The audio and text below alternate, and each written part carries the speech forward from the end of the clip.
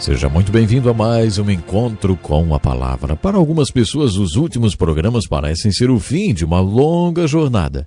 No encontro com a palavra, desenvolvemos um estudo introdutório e panorâmico de todos os livros da Bíblia, buscando uma aplicação devocional, pessoal e prática de tudo que aprendemos. Iniciamos o curso com o livro de Gênesis e no próximo programa, depois de 358 aulas, finalizaremos o nosso estudo de toda a Bíblia.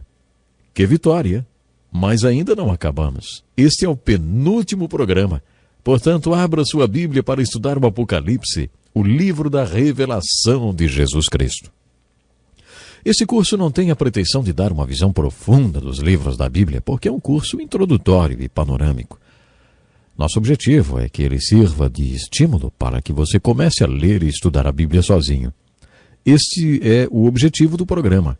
O que realmente importa é que você busque a palavra de Deus e que Deus abra a palavra para você. Vamos voltar ao livro do Apocalipse.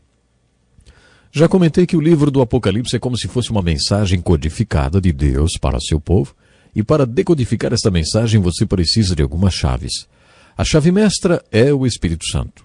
A segunda chave é saber que todos os sinais, símbolos ou signos que aparecem no Apocalipse são bíblicos. A terceira chave é a própria estrutura do livro do Apocalipse, a forma como ele é organizado. João recebeu uma missão dividida em 3 partes. A primeira parte foi: escreve, pois, as coisas que você viu. No capítulo 1, João relatou sua experiência na ilha de Patmos. E nos capítulos 2 e 3, João escreveu as cartas para as 7 igrejas, cumprindo a segunda parte da sua missão. Depois ele recebeu outro comando: suba para cá, lhe mostrarei o que deve acontecer depois destas coisas. A revelação agora estava relacionada a coisas futuras.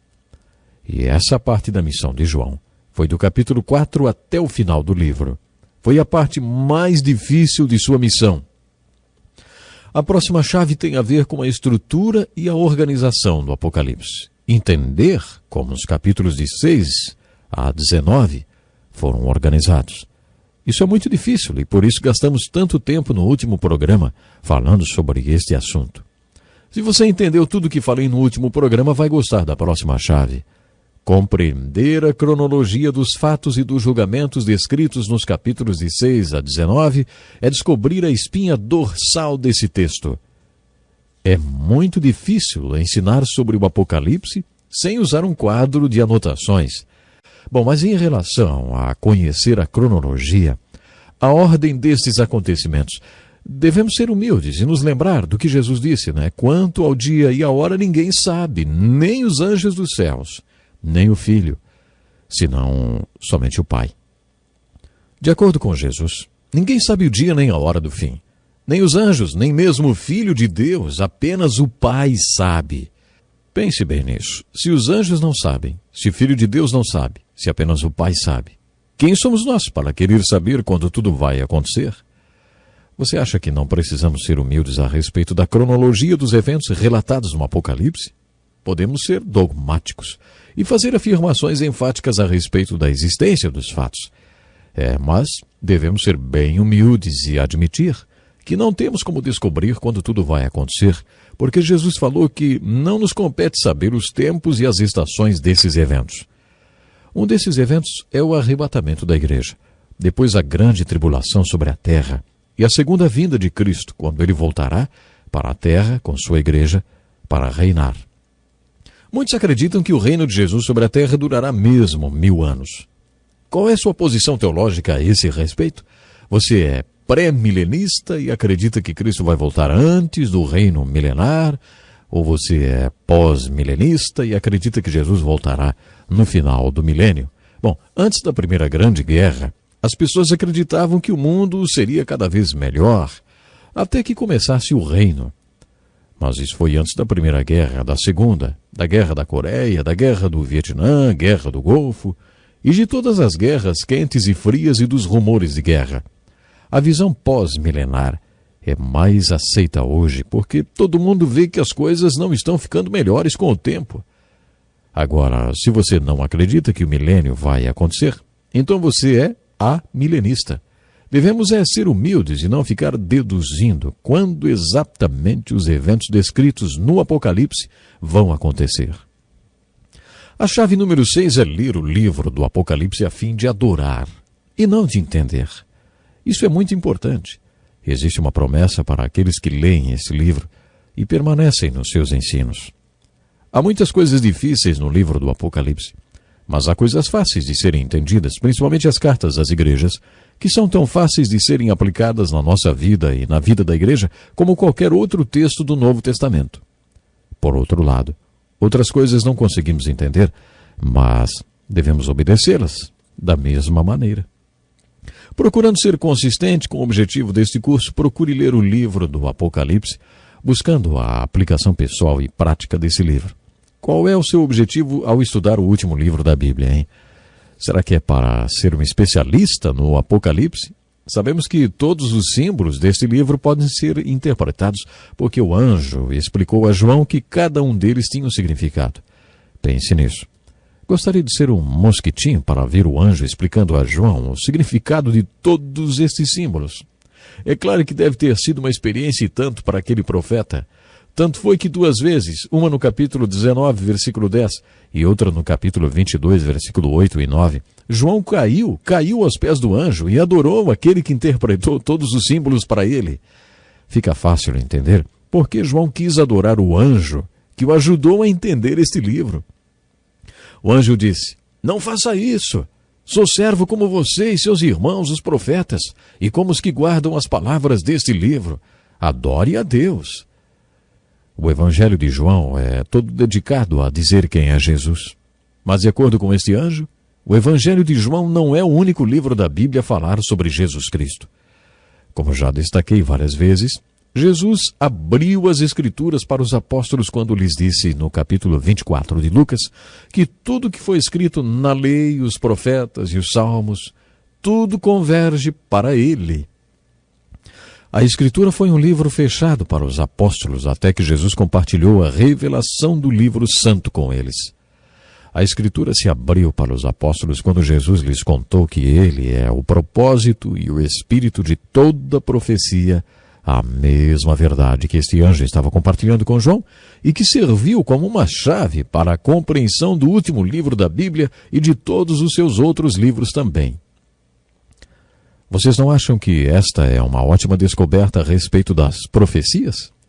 Poderíamos achar que João tinha compreendido toda a mensagem, mas um pouco mais tarde, no capítulo 22, a gente lê o seguinte, ó. Eu, João, sou aquele que ouviu e viu estas coisas. Tendo-as ouvido e visto, caí aos pés do anjo que me mostrou tudo aquilo para adorá-lo. Mas ele me disse: "Não faça isso, sou servo como você e seus irmãos, os profetas, e como os que guardam as palavras deste livro. Adore a Deus." Isso determina claramente o propósito da leitura do Apocalipse, que absolutamente não é entender, mas ver Jesus. Por isso, adore o Jesus que você vê e adore a Deus. Caia com o rosto em terra, como João fez no primeiro capítulo do Apocalipse, e adore a Deus. Adore a Deus e não a interpretação sobrenatural, profunda e bela da linguagem de sinais da revelação de Jesus Cristo. Quem pode dizer que é um especialista no livro do Apocalipse?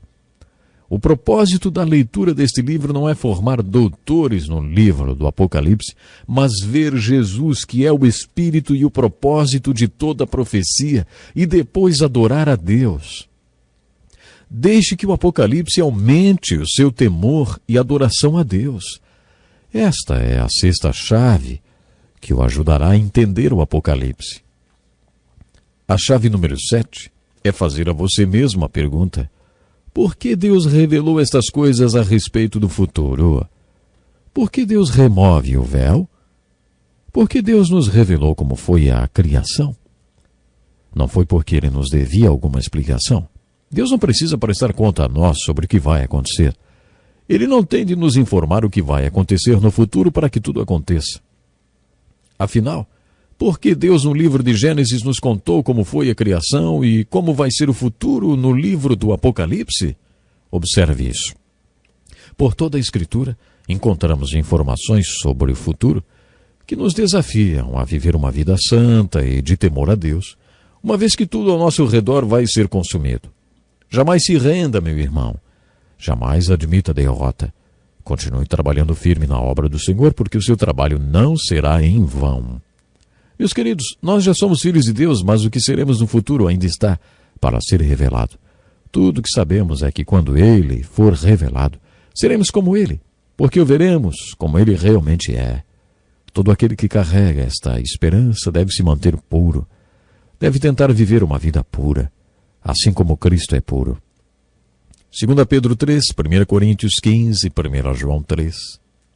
Sabe, a aplicação parece ser a seguinte: à luz de tudo que estava por trás do véu, referente ao que está por acontecer, qual é o tipo de vida que devemos ter nesse mundo? Que tipo de pessoas devemos ser? Essa é a lição e a aplicação que deve ficar em nossas mentes quando lemos o livro de Apocalipse.